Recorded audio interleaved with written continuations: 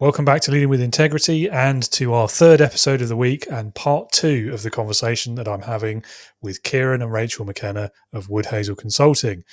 Hopefully you've already heard part 1. If not, go and listen to that first, because otherwise we're going to jump right into the middle of a conversation and it won't make much sense. And if you have already heard part 1, there's really no need for me to repeat the intro, but just in case, to refresh your memory, I've been chatting with Ciaran and Rachel McKenna of Woodhazel Consulting. We've been talking about their area of expertise, marketing, sales, building those long-term relationships, and my area of expertise, leadership, and then the various crossovers and interactions between these things. And there are, as ever, some surprising differences, but also maybe some not so surprising similarities too. So, without further ado, let's jump back in where we left off yesterday.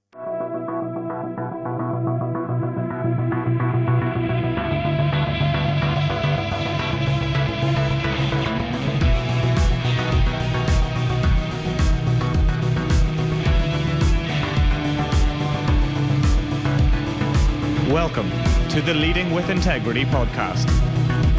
Leadership talk for the modern manager. With your host, David Hatch. Even though some of our political leaders maybe aren't catching up, but I think business, it makes sense, doesn't it? It does. I think, you mentioned earlier, Rachel, about kind of the perception of what leadership is, and it's always about the shouty man usually. And I think it's part of that same thing, isn't it? And part of that same mythos, if you like, was that it'd be the shouty, the man, the suit and tie, always have all the answers. And I think that particularly speaks to this exact thing, is you just like, well, and I think, whatever you think of the politicians and the individuals, and I've mentioned a name already and I shouldn't have, but they're following this misconception of what leadership is about. And I think in cases like that, especially where no one reasonably expects you to be the expert or to even understand what the experts are telling you, the expectation there is that leaders will trust those experts because they do know, they do understand it. They're giving you that advice because they know and they understand it. So trust that advice. And if you don't trust them, then find a different expert. But don't just make your own decision and ignore everyone. Yeah. Just because you think that's what leadership is. Yeah. And yes, the COVID is the extreme example, but I think you're right. I think so many business leaders are waking up to that as well now. And I think their teams are almost coming, and they'll vote with their feet because, as I say, that's where they don't want to put up with that anymore. Or and there is a little bit of a fight back. People are being asked to move back to go back into the businesses, when they were told they could work from home. So it's interesting times. And part of what we say to people is, well, maybe that's where we can help them with the discussion to be able to find a compromise, because that's ultimately what leadership is, as well as providing choice. It is finding compromise. And I think also it's funny. It's kind of overlaps even in a sales environment as well. Sometimes when things go wrong, that's when when a business either steps up to resolve it, and people really then move into really trusting and building that long-term relationship. It's very easy when things are going smoothly. It's actually when things get tough, that's when you really get the measure of people and measure of a business, and whether you actually want to be, because ideally you want to always have that partnership relationship. And I suppose COVID was the extreme scenario for us all recently, because it was a shocking for the world, and it was the leaders that stood up, they shone, and those who didn't kind of shone as well. And similarly in business, I think when things go wrong, if it's how you actually deal with them is what people remember. People forgive mistakes, but it's recognizing when things go wrong and either getting resolved quickly, and also holding your hand up sometimes and going, we made mistakes. We're human. That's fine. Some of the best customers you'll get will actually be where you got it wrong first time. It's how you handled the issue. And they go, well, actually, I admired the fact that Rachel rang me and had the guts to say, this is what happened. Ciaran shouldn't have promised that. And it's good. And you bring it through and it's there. But actually that's an opportunity then, and they go, well, actually not only did they do that, but they sorted it out, and they're out there selling you. because they're saying, yeah, I gave them the order, and yeah, they did get it wrong, but actually they came back to me and they sorted it out, and we're more than happy now. And you hear so many examples of that, in particular in retail and stuff. Because things do go wrong. That's the world we live in. Everything is so fast now. That's the thing. We're all having to run at 100 miles an hour. So, and we're all working in this agile environment. So obviously we're cutting out steps along the way where we can. So obviously sometimes things do fall by but as long as you can jump back and resolve them quickly and own up to them and kind of move forward, then I don't see that, I think most people accept that now. Yeah, I think it's part of what you were saying earlier about, seeing people and treating people as the humans they are. Well, part of that has to be that humans make mistakes. So you can't just throw your toys out the pram or baby out with the bathwater. Other cliches also available. But every time. As well, that is part of it as well. And so that's why we say sometimes it is about finding so sometimes when people say, oh, I don't like sales, or that's too salesy, and I go, so what do you like? And the conversation can start that way and say, so what? Well, I love helping people, and I love providing the best service possible. And you go, so what's selling then? And they go, well, and that's the conversation, isn't it? Because you're doing it, and actually it's just finding who they are, what they are, and then building out from it, isn't it? And I think we've had that conversation in the past, Ciaran, you and I actually. We have. I think I've refined my statement now. I don't like being sold to under high pressure. That's what I meant originally when I said, and I think that's probably true for most people when they say I don't like sales. That's what they really mean. It's like I don't like someone being really pushy and trying to sell something to me. But anyway, we cover all of that off, kind of like people have to go through different stages to actually before they make a decision to buy. And what a salesy person doing is trying to move them too quickly before they've actually had time to, as you say, think about it. Some people just need that time to think and kind of sort of work way up whether I really want this, whether it's right for me now. Definitely, but also sometimes they don't want or need the being sold, and maybe just don't jump straight to that for last conversation. And so we were having this very conversation because we were doing a little bit of work about proactive selling, and what people have to be very wary of it is exactly that. When you're trying to be proactive, remember you're jumping a couple of steps because you're speaking to people and they may not necessarily be ready. So they might have even thought about it, and suddenly you're asking them to buy it, and you're kind of going, well, Whereas when it's reactive, they've come to you, and it's how you act and react. But proactive, this thing of going with fear and going with, oh, have I got a deal for you, or you're missing out. The risk with that is, well, they go, well, yeah. So it's the same thing. I'm just thinking in leadership with somebody. When they're new to leadership, they suddenly think, I have to, I have to be strong. I have to be strong. I have to have my purpose and my, how I'm going to lead this team. Like, you haven't even met the team. You know what I mean? It's the same. It's like when you start a new job, we kind of go in there thinking, oh gosh, I need to be able to, kind of deliver everything they ask, but actually you haven't even learned what you're going into really. So, and then the same with the conversation, or when people say, oh, I can't sell, and you're going, well, you need to find out when you meet somebody, A, are they interested in what you've got? And B, are you interested in are they an opportunity for you? Because it's not just you selling to them, they're selling in some ways to you. It's kind of reverse as well. So it's got to be a two-way conversation or a two-way kind of relationship. Yeah. And another interesting tangent to that, I think the same applies when you're hiring or employing or going for a job. And again, I think there's a shift we've seen in the last decade or so where it used to be very one-sided, that relationship, and now I think it's a bit more reciprocal, isn't it? Like now we're in a place where a lot of businesses are selling themselves to prospective employees as much as the other way around. Well, I tell you what's very interesting parallel. Yeah, and you've opened up another area as well, which comes if you are going to hire someone into your team, and it is a team, and you've decided and you're moving forward with purpose. Just remember, every time you have a recruitment or you have someone who leaves, then you have a new team. That team,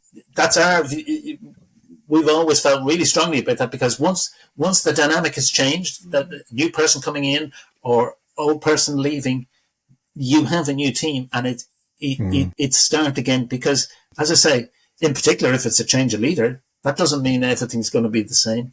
But it can also be, it can be the person who is literally answering the phones.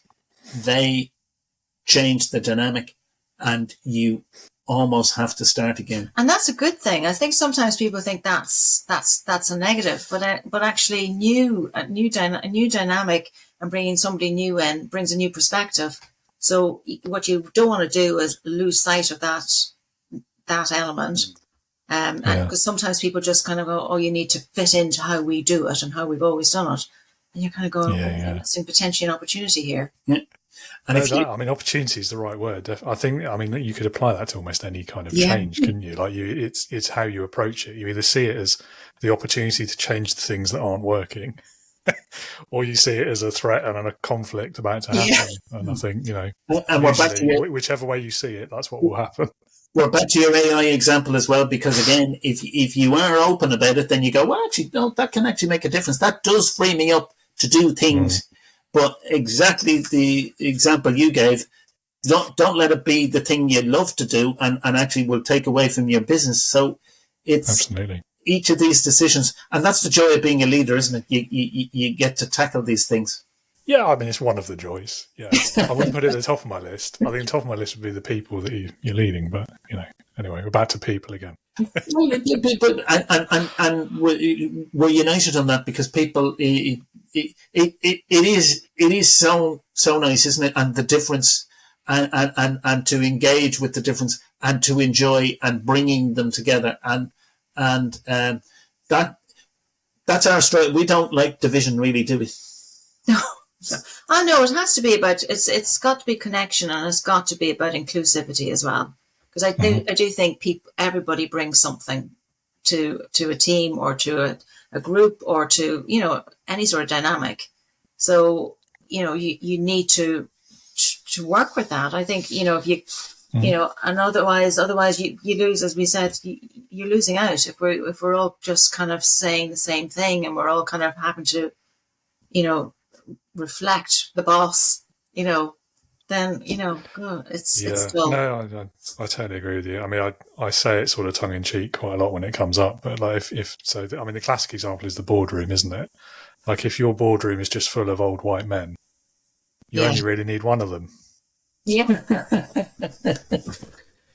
Yeah, it's a bit tongue in cheek, but no, but it's true. Like it's you do need some, but again, it depends on what you want, doesn't it? So it's all about interaction, and as I say, some people are perfectly happy with that, and Our view is we do like to shake it up a little bit as well, and sometimes you can do that by being who we are, and just we're not everyone's cup of tea. We try to be.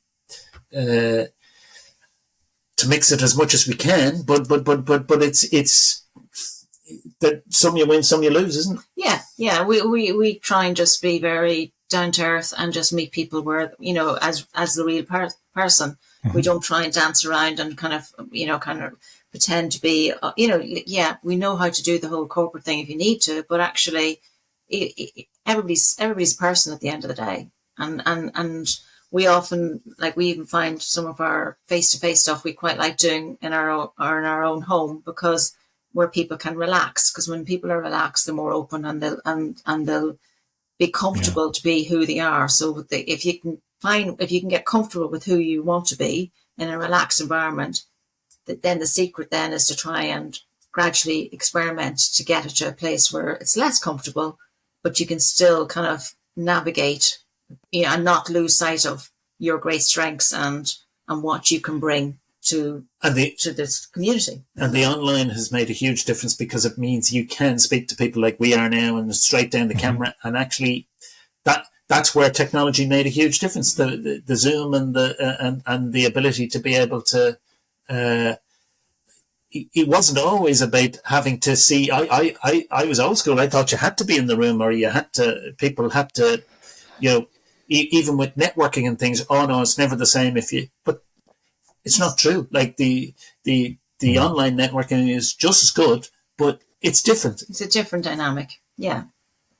Yeah, I think we talked about this before, and listeners are probably tired of me saying things like this, but and you mentioned agile earlier as well. Obviously, one of the primary tenets of agile working is that face-to-face is always better. But then how many tech companies who operate literally and strictly according to agile are still actually in the same room together? I don't think there's many. I mean, there probably are the holdouts in every industry, but so I wonder whether actually we've just redefined what face-to-face means. Yes. I actually agree. I actually think that's exactly what it is. I think when we say face-to-face, if you're in a room, like it does, you get the full vision. But I think if you're kind of in what we're doing here, where it's focused and everybody's and he's having a cup of tea. Yeah, but everybody, Coffee actually. It's probably a bit cold now. It is a bit, yeah, but it's okay.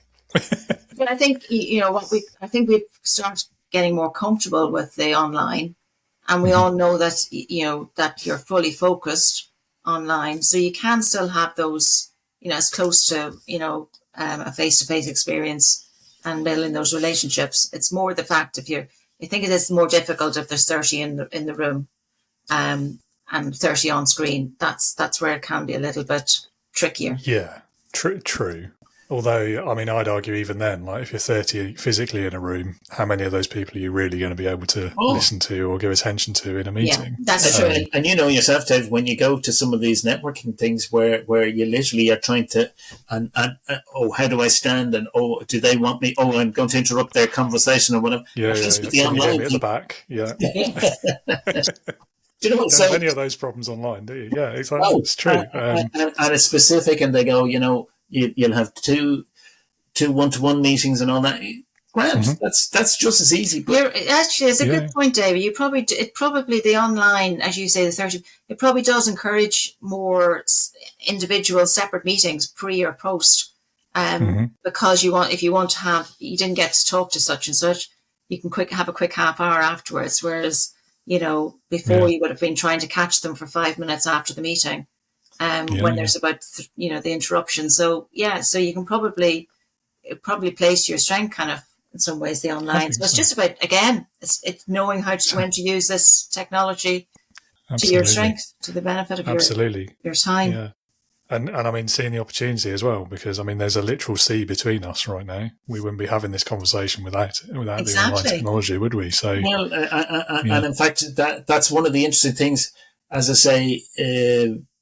We genuinely thought when we left the UK, we loved our time there, and we came back for family reasons to Ireland. But actually, we genuinely thought, well, we've made that move now, so we love to go back and visit. But probably as a business thing, you were doing it a little bit, but it was difficult, wasn't it? Yeah, because even when I moved, all the companies I worked with in Ireland were kind of UK focused. So I used to be, and a lot of the marketing head offices were still in the UK. So I would be that little box in the middle of the board table, with the voice would just ping up every now and again. So for me, when we went into lockdown and suddenly everybody was online, I loved it, because it was all the same. We were all on the same page. Whereas before, you couldn't get over, maybe the flight had been cancelled and there'd be a workshop happening, and suddenly you'd be as I say, you were the voice in the little box on the table, and then they would be going off to get a cup of coffee, and they'd forget and say, "Oh, sorry, forgot, Rachel. Yeah. We're having 15-minute break here. We'll give it, come back in 15 minutes." Whereas you could see it all online, and so it was you were suddenly, you felt you were part of in the group a little bit more. So we have moved on. So from that point of view, that's as you say, the distance has worked a lot better. I know they'd still like to have the face to face, but at least there's less, and even actually if they do face to face, there's more of the phone ins and stuff like that where you're on the big screen. But that's still not ideal. I find that I do struggle with that, where some people are face to face and some people are on screen. To me, that doesn't work. So it's because if somebody's talking on screen, everybody has to stop talking in the room for them. So it just doesn't. Well, that's from my experience. So it's all or nothing to actually get the benefit fully. Yeah, I mean, again, it depends on your technology, doesn't it? What you've invested in and whether you've got a nice projector and a decent speaker, and which most businesses, even today, probably still don't. But the reality is, you do what you do, because you have to get on with it. And as I said, it's fast pacing. We're very global orientated, very internationally. So you kind of have to, between time changes and things like that, you just have to make it work for the best. And last thing you want to do is have people flying around the world on polluting the air as much as possible. Oh, well, quite. That's another conversation. Absolutely. No, I absolutely no. I mean, I agree with you on all of those reasons. And it was the same for me. I mean, I started the business only about 6 months before COVID first hit. So for me, not having much income or revenue at the time and suddenly not feeling like I had to go and travel and spend money on this and that and the other, I could just log into Zoom. I mean, that was, it was amazing. I loved it as well. You were still in the aviation at that stage as well, so... No, I wasn't. Well, not after I'd started the company. But, right. But were you not looking at that sector as well, no? A little bit, yeah. I hadn't really decided at that point what I wanted to do, if I'm honest. It was, all a bit hectic. But isn't that the joy of the podcast now? Because you can get to dip your toe in everything, isn't it? Yeah. I mean, it started out almost as a hobby, keep myself sane during one of those lockdowns. And then, no, it's, if I'm honest, it's what I spend most of my time on because I love it. So. Right. How many episodes have you done, David? How many episodes? So this week, as we're recording this, in the last week of October, was 136. Wow. By the time this one actually comes out, it's going to be 145. Wow. That's brilliant. Yeah. So this will be actually the last episode before Christmas, pretty much. Oh, wow. So we're getting the Christmas episode. Yeah. Well, you're welcome to come back for the special as well, obviously. But, yeah. We'll be like the Malcolm and Wise Christmas show. Pretty much, yeah, but in a good way. A long extended version, isn't it? Yeah. Well, I always try and do a bit extra around the Christmas period, and then it kind of ends the show for the year, and everyone gets a present. That's how I like to think of it, anyway. Not sure if everyone agrees, but no. I think it is, and but the key is, and that's where we come from with people now as well, looking at year end and then moving into, because again, people forget that actually you have to have different angles to be able to come from. So Christmas is always a good angle. New Year is always a good angle. And actually people now, if they haven't started thinking about what they're doing for 2025, well, why haven't you? It's nuts. Because I daren't say how many shopping days to Christmas. I don't know. So, I don't either. It's not many. He goes Christmas Eve. I don't even know why he's asking. He's a Christmas Eve person, so why? You've heard of Amazon, right? Like, no, he loves the experience of walking down and kind of just walking by. He likes that. In the old days, it would be a good way to put yourself, because I do believe in making decisions as well. And you go, I like that one, that one, and that. Fair. Oh, this is an interesting question. You may both have different answers for this. Let's see. What will be your best and your worst experiences of leadership? My best has definitely been around, and I probably will reflect on the sort of person that I admire, is somebody who is true to themselves. So I had a really good leader early on in my career who was very empowering, and the reason they were empowering was because they just came in and they took over a division, and they kind of communicated well. They were themselves. They had the right empathy. They were no nonsense, clear in their messaging. They were, and they just trusted you to get on with it. And they had that open door policy. And I talk open door because it was that sort of, even it was that kind of structure. And they just kind of give you the confidence that you could get on, and you were the expert, so they didn't step on your toes, and then I suppose the worst was definitely that sort of the other one, which was the opposite, which is that do as I say, and almost giving you objectives and deadlines that were impossible to achieve, so you were always going to fail. And you couldn't challenge up because, so the reasoning for that was that they didn't trust you enough, and that they thought if they give you a realistic deadline, you would take your eye off the ball. It was that sort of reverse psychology on, oh no, I'm going to push you and push you and push you, so that even though you kind of go, well, actually that's impossible because even best in the world, there's certain steps we have to go through, so we ain't going to achieve it. So so morale was kind of, and it created that sort of toxic environment.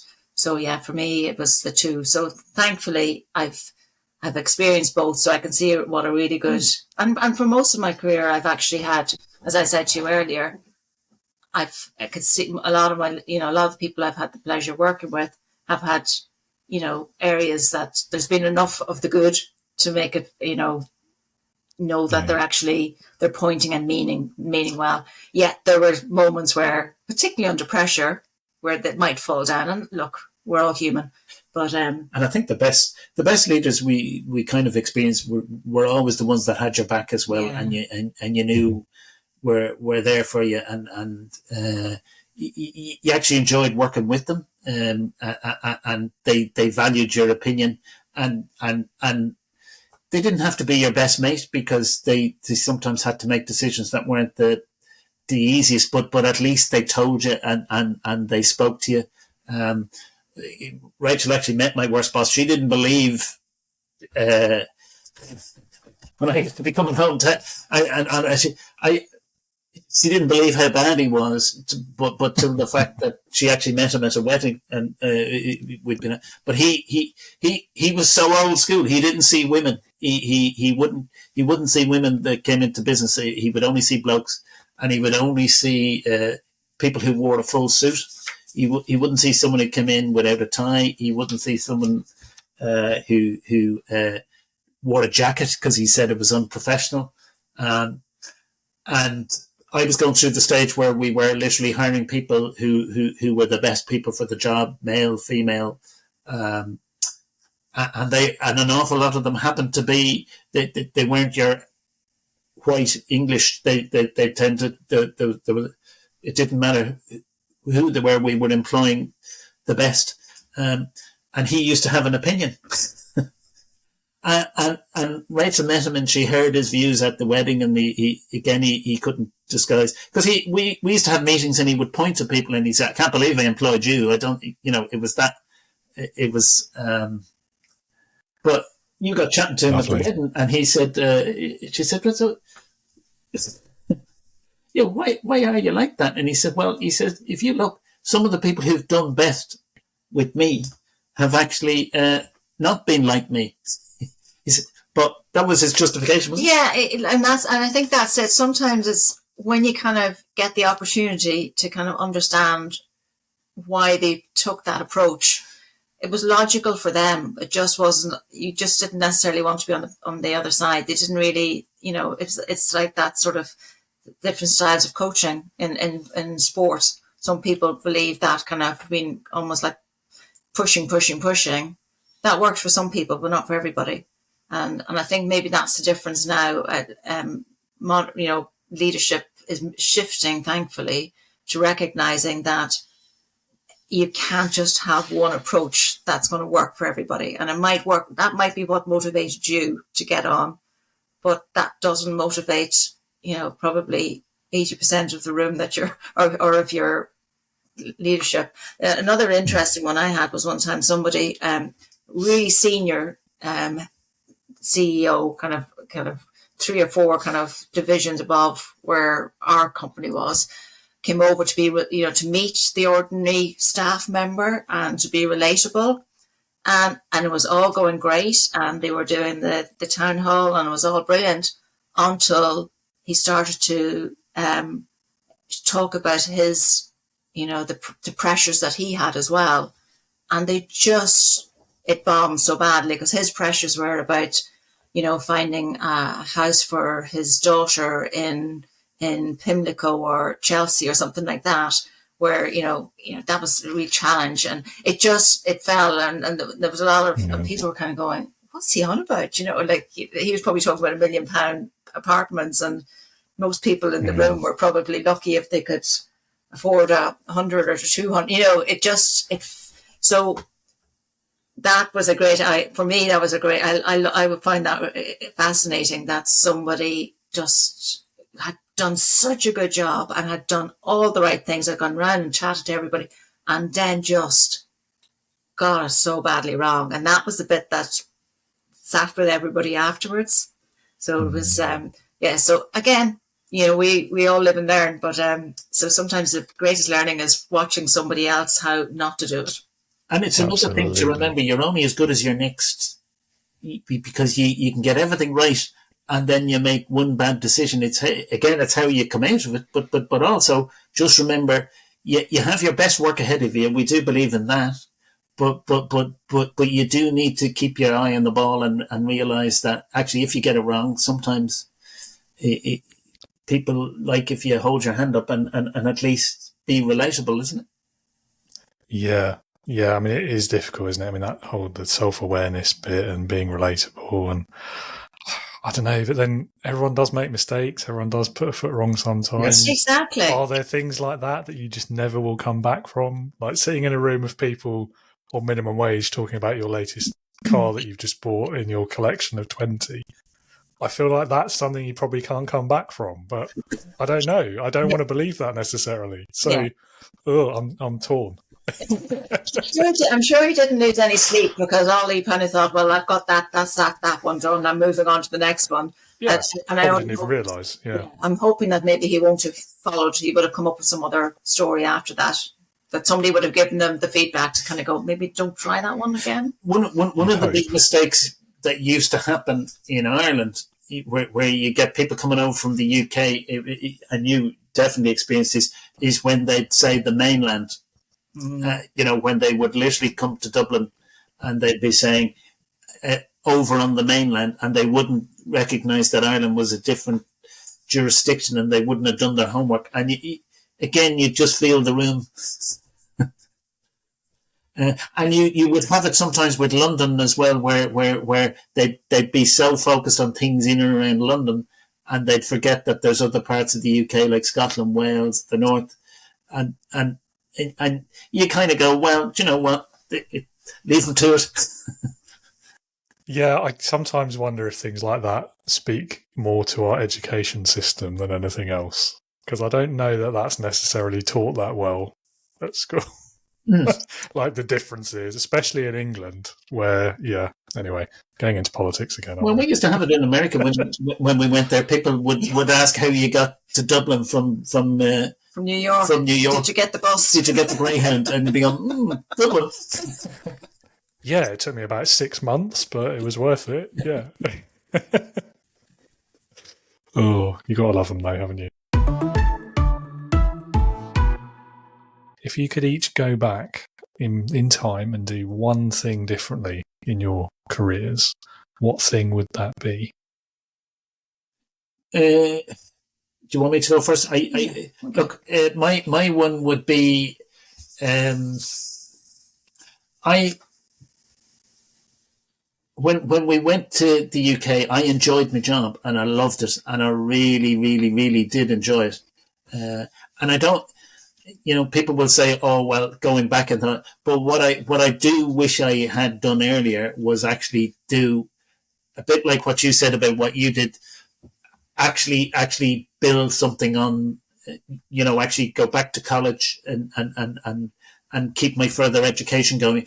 Rachel was a better beast than I, from the point of view that when she did marketing, she got qualified, and whereas I was so busy doing the I always loved reading, and I always loved autobiographies and things. So it wasn't that I wasn't but all the times I spent watching television or watching things that weren't developing me, and a bit like sport. You loved your sport. I love my sport, and I love going to sport, and I bring customers to sport. So that was fine.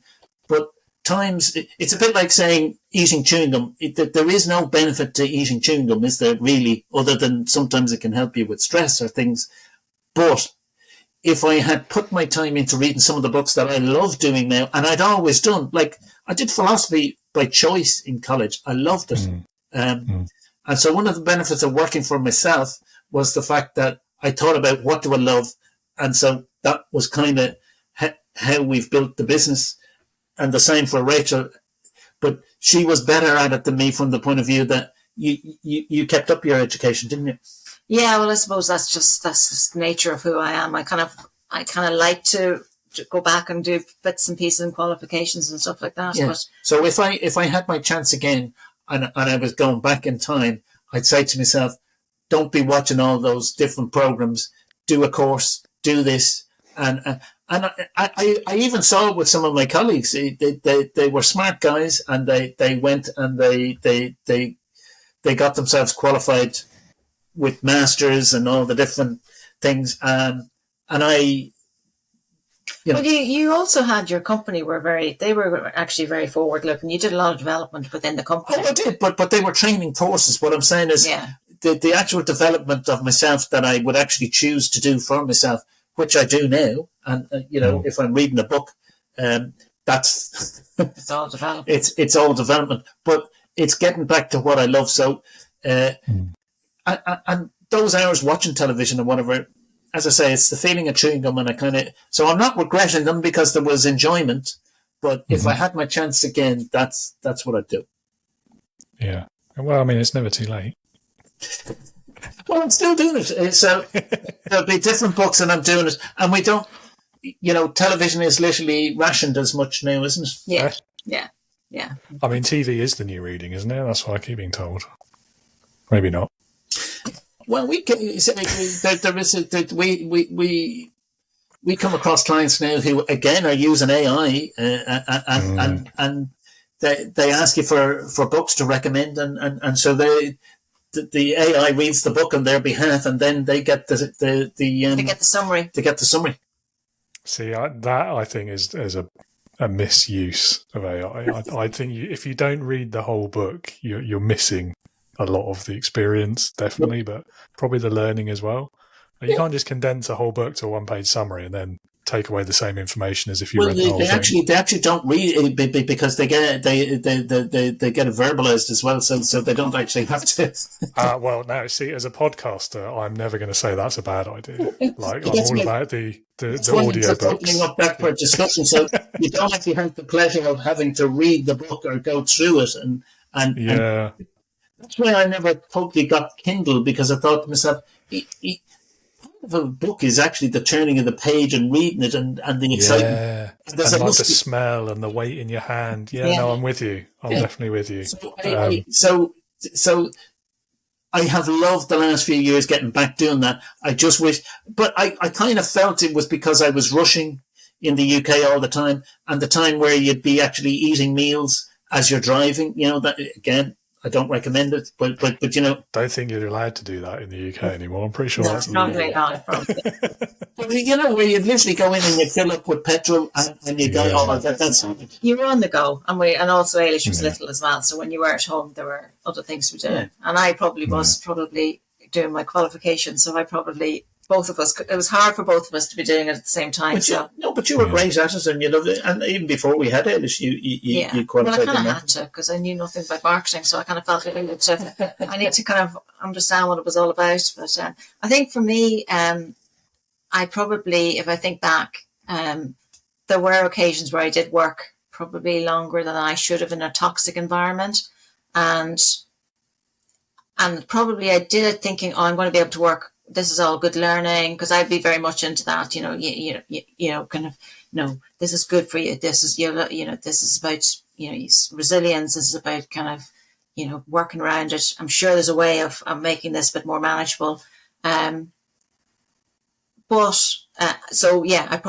were probably 2 periods in my life where I probably should have jumped sooner than I did.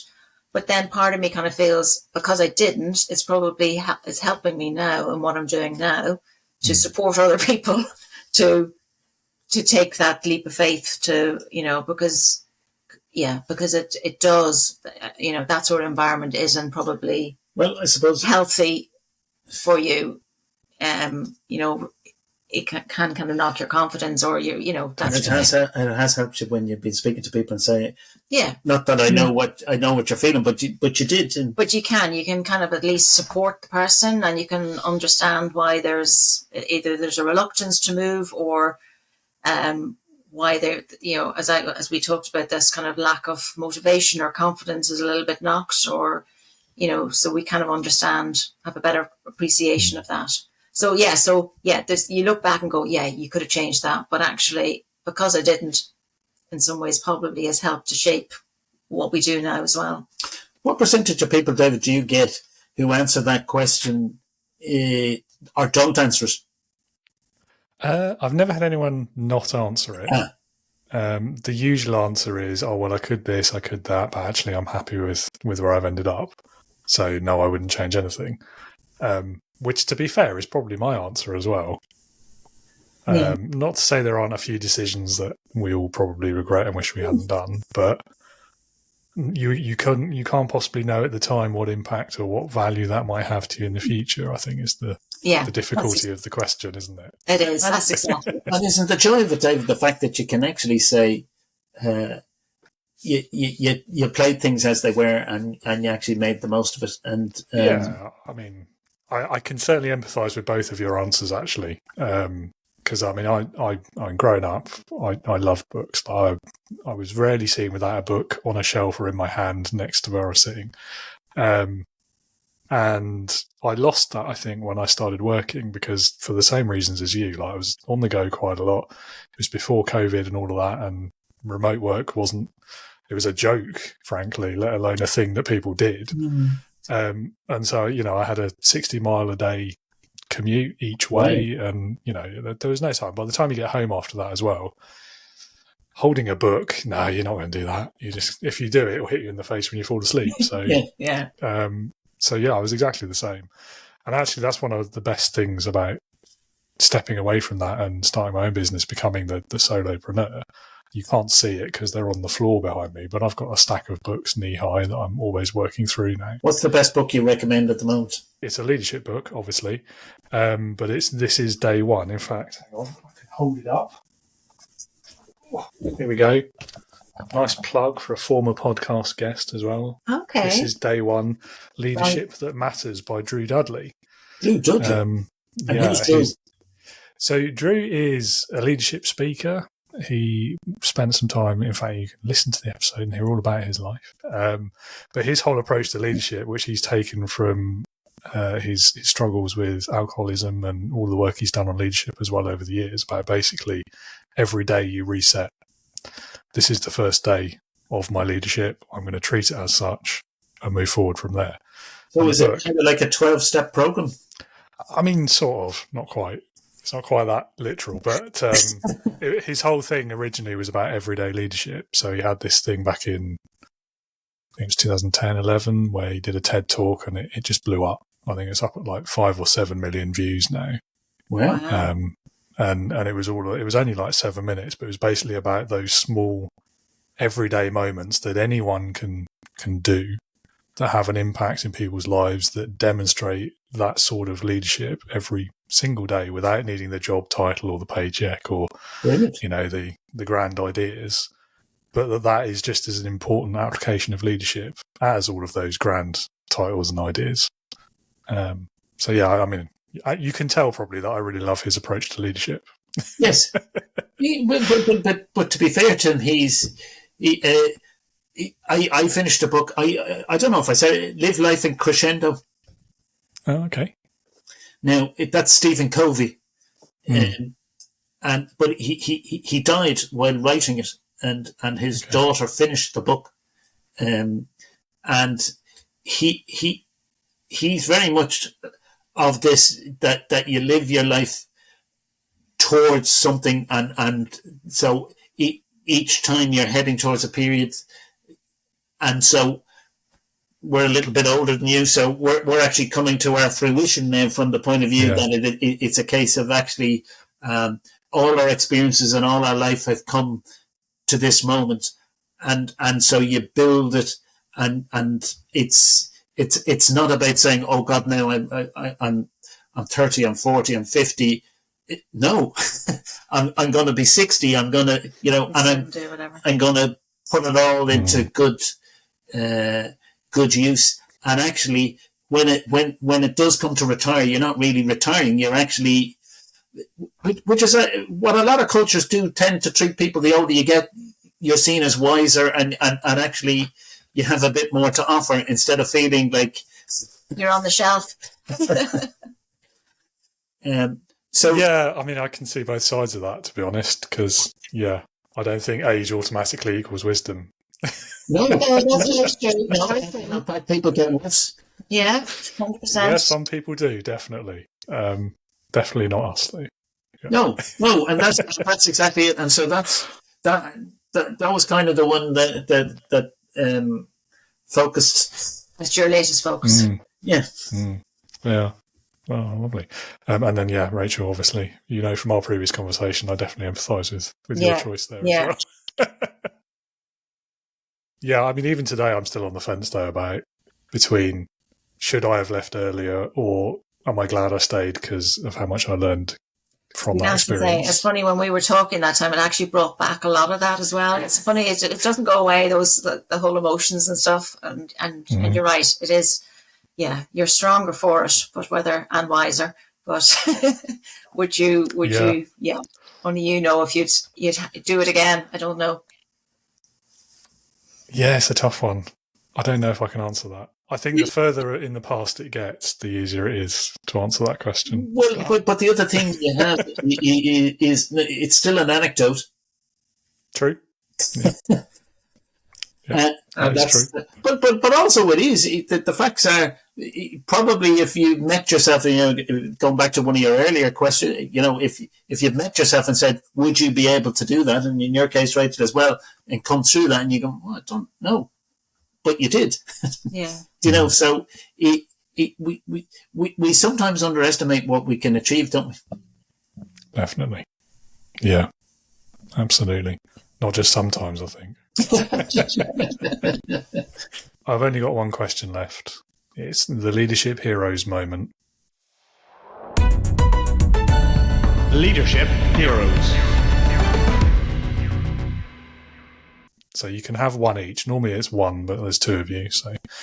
So if you could pick a person, it could be anyone you like, so alive or dead, past or present, real or even fictitious, who in your opinion would perfectly embody leadership, who would that person be and why? Well, I went first last time. You can. Yeah, I'm guessing this person's probably discussed quite regularly because I think they shone so brightly during COVID.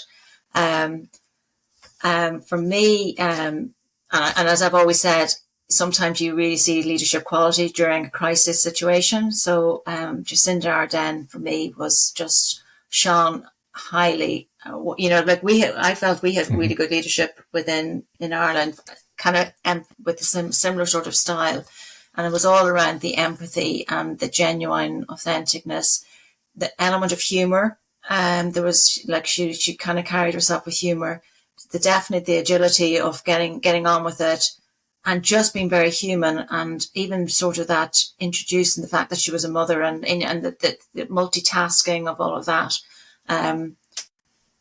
To me, she had all those. She was so right for the time, and even I even admired her at the end where she decided, no, I'm ready to move on. And she walked, and without any nonsense. You know what I mean? It wasn't a big, wanted to all, she was very much about, I was here to do a job. I did it really well. I did it to my best, and and she recognised that it wasn't about. It was. She used the we, and it was about all of us in it together, which I think was so crucial during that time. So, and I think she was an example of how the sort of leaderships we need now, and how the contrast to what we talked about earlier, the kind of the boss, like, do as I say sort of thing.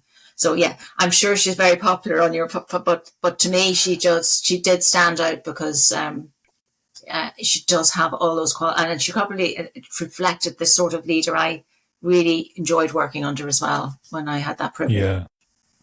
Yeah. I'm just come up a few times.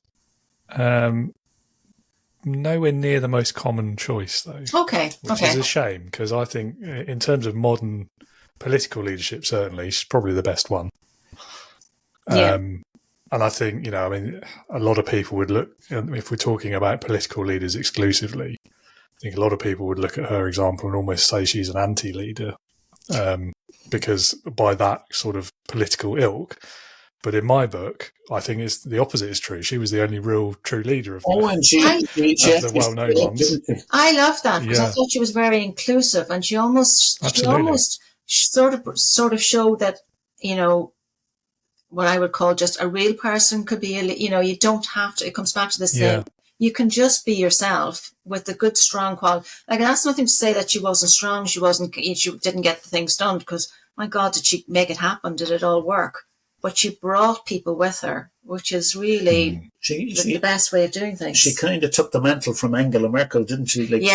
Yeah, but Angela she was good in her own way as well. But Jacinda was just, I don't know, that was a moment that I thought, like, I couldn't tell you, this is the reality. I don't know who the New Zealand Prime Minister is now. I know. I don't either. That's bad, isn't it? Oh, well. So that's why, for me, she jumped out. Yeah. So no, definitely. So I agree with you, and I quite like her as well for two reasons. One, it's kind of that. The social media cliche of it is there's that old saying, isn't there, about managers do things right and leaders do the right things. And I think she was like the textbook example of that. She did the thing because it was the right thing to do for the humans that she was leading. Yeah. And I think that is so important, so rare in political leadership as well, which has just become this self-obsessed sort of cult of personality these days, hasn't it? Well, it's almost become a bit of abuse as well. She showed her human side, because obviously she had, the COVID, but she had a lot of other things going on then as well, like where she had to, get the people and just, understood what people were going through. I just think that's so important. She didn't do it for gain either, because I don't think she I don't think she won easily or anything like that. Like, it wasn't like that people didn't stand up to her or anything. Like, she went and she just wasn't afraid to make a decision either, was she? Yeah, she made quick decisions. Yeah, that's it. Explained why she was making them, made them, as you said, for the right reason, and on we go. And that purposeful leadership is very empowering in a lot of ways for people. Definitely, and the vulnerability aspects, we said authenticity earlier as well. I think, and this all applies as well to the way she stepped down too. The speech. I think, what was the phrasing? It was something like, "I just don't have enough left in the tank" or something to do this job justice. So I'm going to step down and let someone else who's better able to do it. Again, how rare is that in national politics? It's great, because it shows it's even the fact that she recognised that it was a role and a job she was doing, and you needed to be at your A game, and as soon as you're not, you step aside. No, so I had a lot to admire about till they wait for one election too many, isn't it? And then you go, oh God. Or the ego takes over. Sometimes the ego takes over, and that's when then mistakes start to happen. So for me, she is somebody who I admire. Well, it's a good choice. Thank you. Ciaran, your turn. My one is not to. It's because a lot of people will say Nelson Mandela or different things, and I love the fact that U2 were brilliant for us as well in Ireland, because they were our first. We'd had the Boomtown Rats and Thin Lizzy before, but they were. U2 just set us on a different planet, and they're not popular at the moment in some ways because they're seen as the elite now, so it's a different kind of thing. But when I was thinking about people who you would just admire and who you just want to have a conversation with, it was Viktor Frankl, Man's Search for Meaning. Yeah, that book. And have you read it? I haven't. I'm going to add it to my list now. Yeah, what I'm saying is it's written from the Holocaust, and it's not a name. So the people that are coming from the Nelson Mandela thing, again, turn the other cheek or whatever. But this is the ultimate version of this from the point of view. He went through the most horrendous situation, World War II, and he just stood up for himself as a leader within the camp, and actually didn't say no. Really, wasn't it? It was, and literally made the most of himself. And this book is really his. It's his message to the world, isn't it? Yeah, I suppose, because I think his big thing is the fact that what got him through the I think it was 3 years he was in Auschwitz and stuff, was that no matter what's going on around you, it's what's going on in your head that actually helps you to survive, and you can create a purpose. And and actually he kind of, it was all about what's your purpose for getting up in the morning, and even if it was to survive another day or to survive another beating, and it was all about. So from a leadership point of view, he kind of captures that purpose, and he also brings it back to the importance of what purpose is about, isn't it? It was about the fact that there's three elements. You have to you have to be doing something. You have to have relationships, and you have to, again, I think, stimulate your own mindset and things like that. So you kind of emulated a lot of what you kind of liked about that, and to you, it's, if you can live half the man that he is. But it's also that he doesn't pretend to be anything other than what he is. He's just a normal person. He had education. It wasn't that he just wasn't going to be beaten by circumstance. He was just going to stand up for himself. I think he also talked about choice as well. Like, we all have a choice. You have a choice to be, good, or choice to he said there were less saints in the camp than there were, people who were out for themselves, which is, so again, he kind of brought it back to, sorry, you can tell I've because thanks to Ciaran, I've read this fairly recently as well. So, it's got us thinking. So that's probably why. And you see this again. People assume, I've got this brilliant new idea, like it's fantastic, it's this and it's that. And the Stoic philosophers and those, they were doing it centuries ago, millennia ago.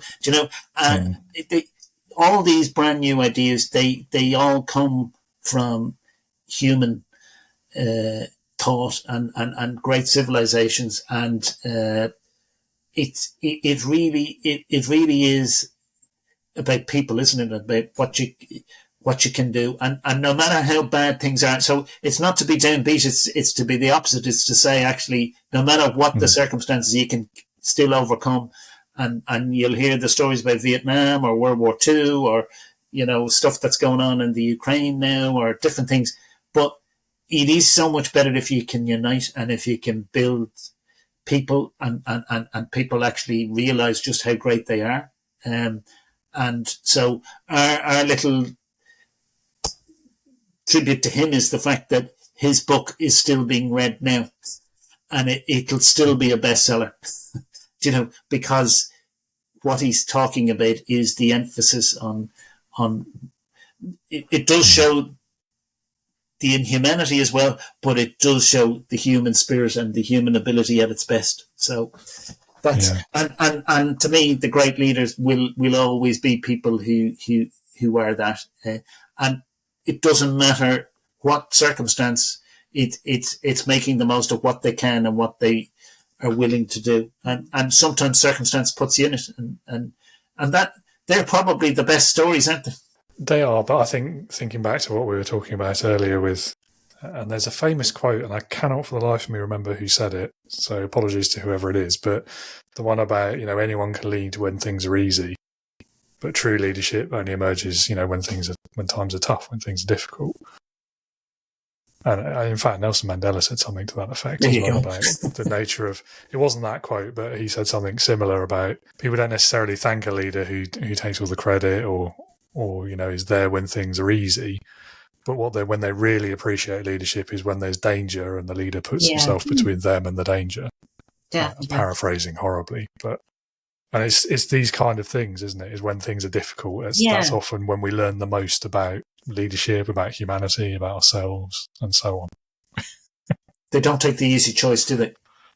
Well, sometimes it's not their choice, I guess. No. But I suppose the key to it is that they actually make the most of it, and isn't it? That's what life is about. It is so much nicer where you can actually feel you did your best, and that's all we can really hope to do, isn't it? 100%. Well, we've passed the 2-hour mark, so this is a good episode. I mean, about an hour per person per guest. That feels about right. So it's all good. I mean, the only thing left for me to say really is, firstly, if anyone listening would like to learn more about you both, about your business, perhaps reach out if they're looking for some help, and you might be able to help them. I'm sure you will. Where's the best place to do that? Where can they go? They can find us on our website, which is woodhazel.ie, or we're both on LinkedIn as well. So would love to connect and start a conversation. Lovely. And the website is the best place to start, isn't it? Because that's kind of our little selling point. LinkedIn, as I say, we won't get into the AI, will we? We've covered that. Okay, well, I'll pop all of those links anyway in the episode description, the show notes, so everyone can find that easily. And the only thing left for me to say then is thank you so much for your time today for this lovely conversation. I've really enjoyed myself. I hope you both have as well. We have. And I'm sure all the listeners will as well. All the viewers. Yeah. Thank you, David. That was great. It was excellent. Good. And it's just nice having a gentle chat as well, isn't it? Just where isn't it? And it flows along. And hopefully you won't cut it. Yeah, I won't cut it too much. I may cut a couple of the aeroplane noises because I'm on the Gatwick flight path. Oh, right, okay. Yeah. Lovely. Thank you again so much, Rachel and Ciaran, for your time recording this episode. We did record it all in one go, so it was over 2 hours for us, but it didn't feel like it. And I think that's always the mark of a really great podcast episode, or at least from my very biased perspective.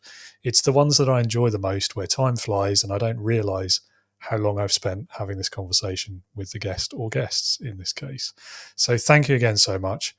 Really enjoyed that conversation. I learned loads as well. I'm sure all of you did as well, listeners and viewers. And a reminder again, do check the show notes, that episode description, for the links to Woodhazel Consulting, Ciaran and Rachel's website. Go and learn more about them. Reach out if you'd like help with any of the things they've talked about on the show today or yesterday. I know they would love to hear from you, and you will absolutely benefit from a conversation with them too. That's all from me for this week. Do come back and join us on Monday, the 23rd next week, for the annual Leading with Integrity Christmas special. I'm looking forward to it. It's going to be a lot of fun. It's semi-serious. We talk about leadership a little bit. There's a bit of a Christmas theme, obviously. And the intention is to bring together the magic of Christmas and the inspiration of leadership. You be the judge as to how well we achieve that with my various guests on Monday. So until then, thanks again for listening.